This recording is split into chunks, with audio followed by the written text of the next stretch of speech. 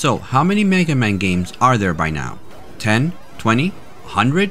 The scientific world is still trying to figure that out. Some are good, some are not so good, and then some are different. Now, I'm not talking about every single Mega Man title out there that includes spin-offs. I'm talking about the original lineage. The early 90s saw the emergence of FMVs. Those were the good old days when gamers were subjected to some great gems such as Sewer Shark, Night Trap, Time Gal, Sherlock Holmes, and the amazing Slam City with Scottie Pippen. And if you got your hands on a 3DO or Philips CDI, well, at that point, you were exposed to some of the most breathtaking titles that FMV had to offer. I'm sorry. So what if you took what FMV had to offer and combined it with the great Mega Man series? You got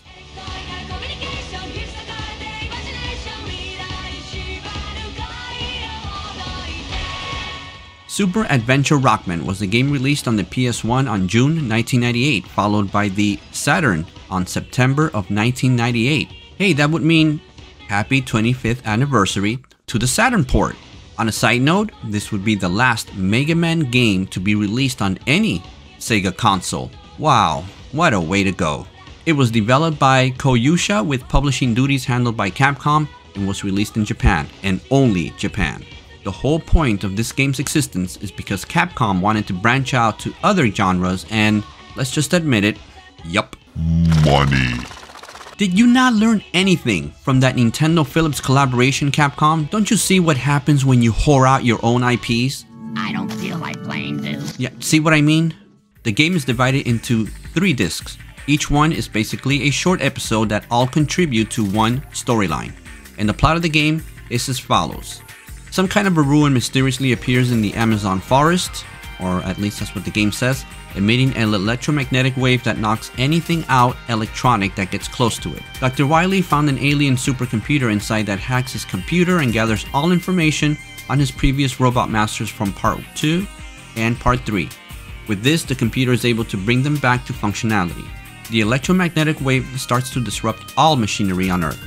Dr. Wright is able to create some sort of technology that makes Mega Man immune to the effects of this alien computer, because sure, why not? Along with the robot masters from Part 1 and Blues assisting him, yeah, Proto Man. Mega Man sets out to stop Dr. Wily in what feels like the greatest twist in the Mega Man universe. Dr. Wily going evil. Who could have predicted that? As for role, she finally gets a role. Sorry, I had to say that. Other than a background character, and is not, no, she doesn't. Nope, the virus puts her in some type of a coma and is pretty much useless, and it's one of the main reasons why Mega Man sets out to stop Wily. Forget about the whole world being in danger, someone has to save role. Most of the game takes place via text boxes after an animated cutscene plays out, and you are given some choices to make, and depending on what choice you make, different scenarios play out. However, don't take these segments lightly either. Mega Man starts off with 100 hit points, and every time you get hit from failing to move during a quick time event takes away 6 health points, and this on top of the fact that you will take some damage from the battles quickly gets you killed if you're not careful. I have no idea when the game started development or where exactly in the actual franchise does the title fall under.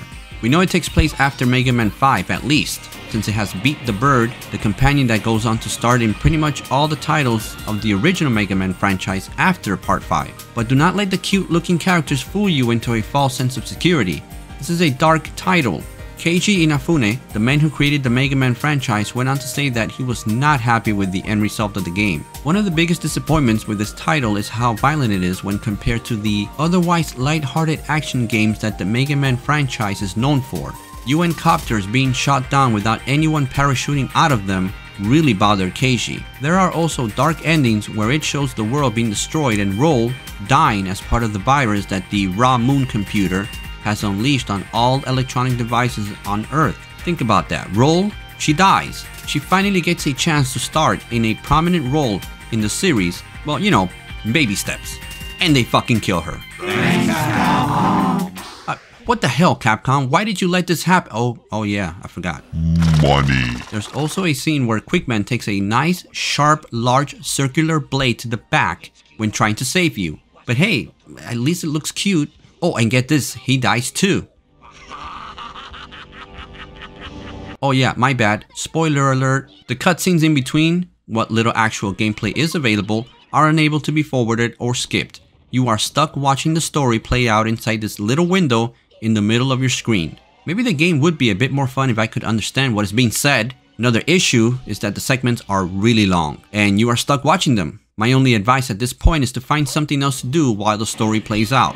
The problem is that from time to time there will be a spot in the video where you will need to press left or right or do something similar to a QuickTime event to progress. So the game and developers knew most people would eventually tire of the videos and just walk away. So they came up with the evil reason to keep the player glued to the screen. The shooting segments are a bit fun but feel extremely restricted. The screen doesn't scroll left, it doesn't scroll right, it doesn't move at all. And there is no movement other than the enemies and your cursor. And the game soon falls into being a simple-minded shooter where you aim and just mash away at the fire button, waiting to see when it ends. Eventually you will get the chance to fight the robot masters, some from part 2 and some from the third title. Now the first one I encountered was Megaman. There really wasn't anything tricky about this fight other than just shooting at him in what felt like forever. You can also power up your shot to help you speed up the pace of it, but again, the fight also is restricted to a single screen and it feels like it takes way too long. Just like in the regular games, when you beat the robot masters, you get to use their weapons. On disc 1 you will fight Bubbleman or Heatman, depending on what option you go with, Quickman, Flashman, and Shadowman. The decisions that you make during the game determine what path that you take and if you have to battle additional enemies or get power-ups. Some options will also run a video where you will take some damage automatically. Can't do nothing about that.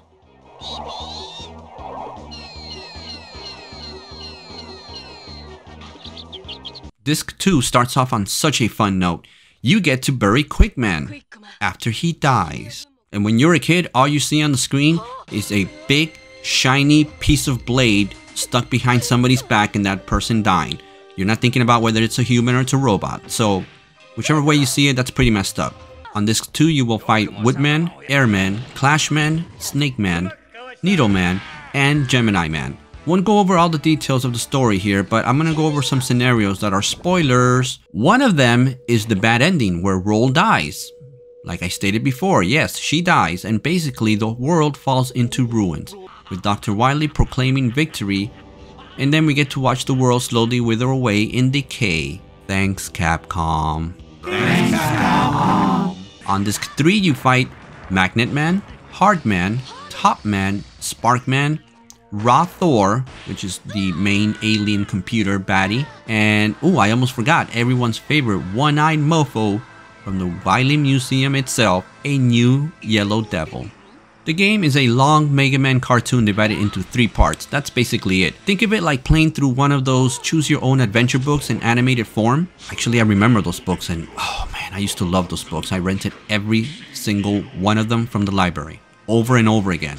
And just like in those books, you get a choice, and depending on what options you choose, you either get to fight enemies, get damaged by something happening in the cutscene, or you could stumble upon an item that you will need in the game. From time to time, you will have to perform a QuickTime move to avoid damage, thereby keeping you stuck to the screen while the long segments play out. Again, there is no way to skip them, only pause them, because you sure don't want to miss a single scene.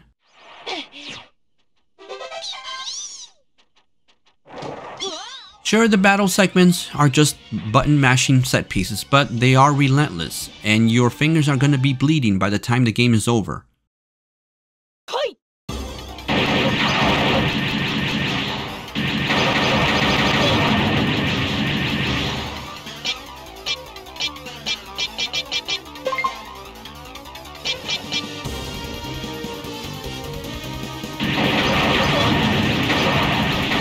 I do like how you get to battle various robot masters from different games. That part I like, while the originals are there on your side for support.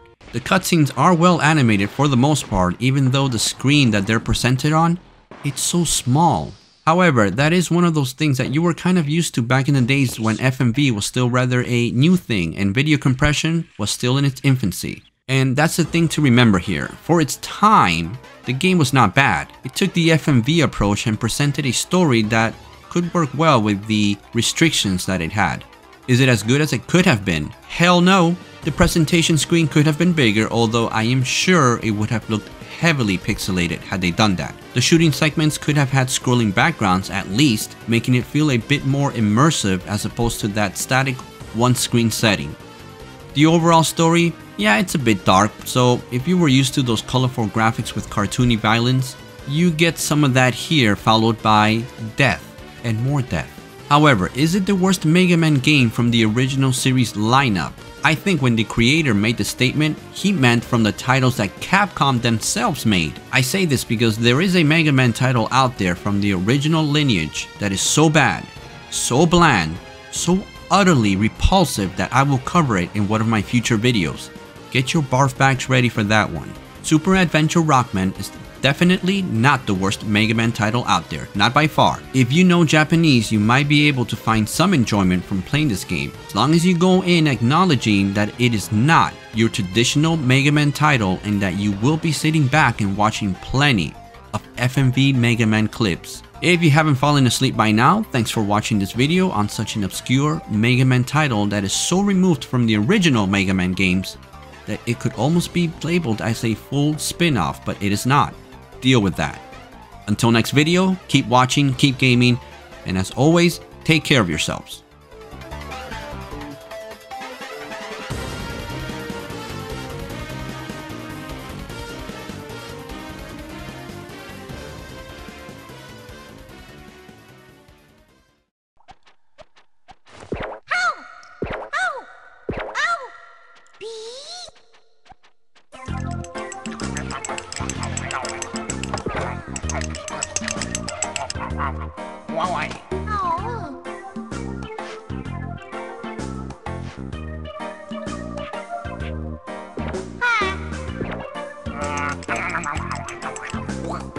Oh.